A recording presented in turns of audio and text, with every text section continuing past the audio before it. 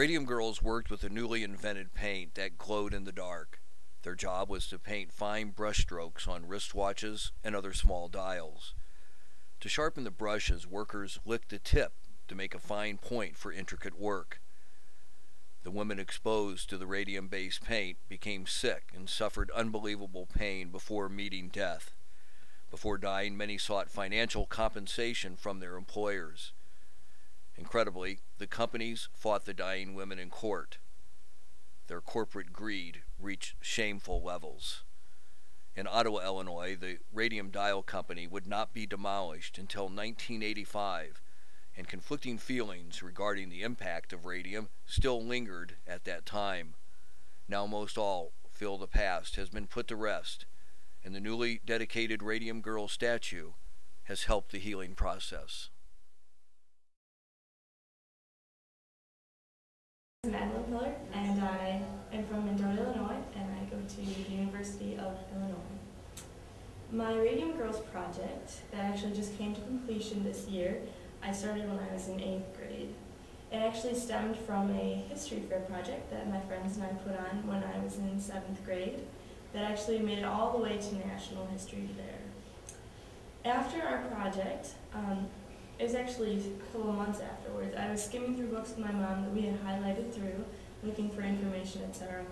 And I admit that it gets a little monotonous when you're doing it. So, I skim looking for facts and documents and pictures, not so much the emotional story.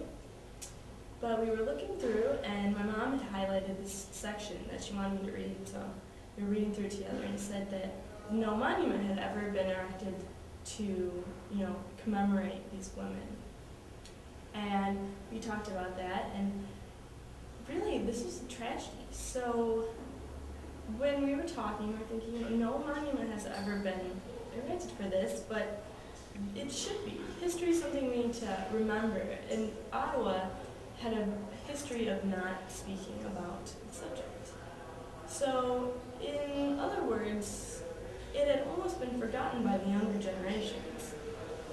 There were younger kids that I talked to that were like, "Radio girls, what are you talking about?" And it was from their own town, which still has hotspots of radiation from this event.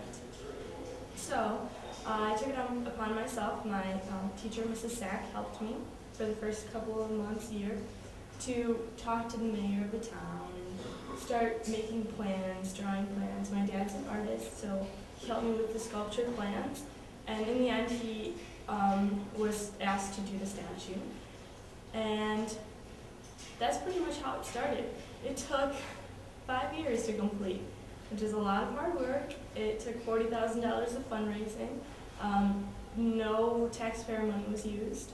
It was all funds from people who knew Radium Girls or knew the story or who wanted to help, or just charitable organizations, especially members of Ottawa society, doctors, lawyers, chipped in, everyone's related to a Radium Girl and everyone knows at least one of them.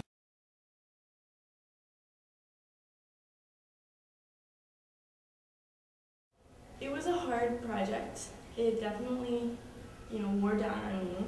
For the middle section of the project, in the beginning I was really excited, getting to be on TV and talking to all these important people, making speeches, dressing up to go somewhere, making a good impression. It taught me a lot, that's for sure. Also, it taught me how to be very patient. 5 years is a long time. It may seem like a short time, like, oh, it's just high school, but there was a lot that happened in between. And being a college student, I'm very glad that it was wrapped up right when I started college. It was actually dedicated this fall, summer. It was actually really hot at the dedication. But, and it's very beautiful, and the dedication was wonderful. There were actually Radium Dial girls that had worked there that attended with us. It was a beautiful ceremony and just a wonderful afternoon.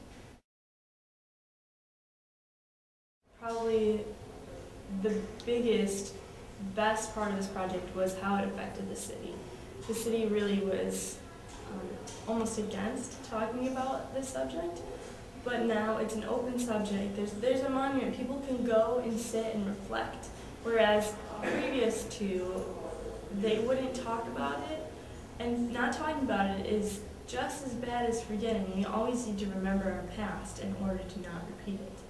But there are people coming out of the woodwork saying, yes, I was related to such and such, or yes, I remember this, and it was horrible. Whereas before they would have kept that all to themselves. And really this feeds into the history, and it feeds into the bond of the city, definitely. This is something that before could push people away from you, could push people away from the city, but now has become something that draws people into the city. It's more of a history that needs to be known and less something that needs to be swept under the rug. People are interested now. There's going to be a museum type of deal with lots of artifacts, etc. Whereas before they're all shoved in the Utica Library basement, where we had to go digging around to find them. Now those things are going to be accessible for everyone. It definitely, I think, healed a big scar in the city.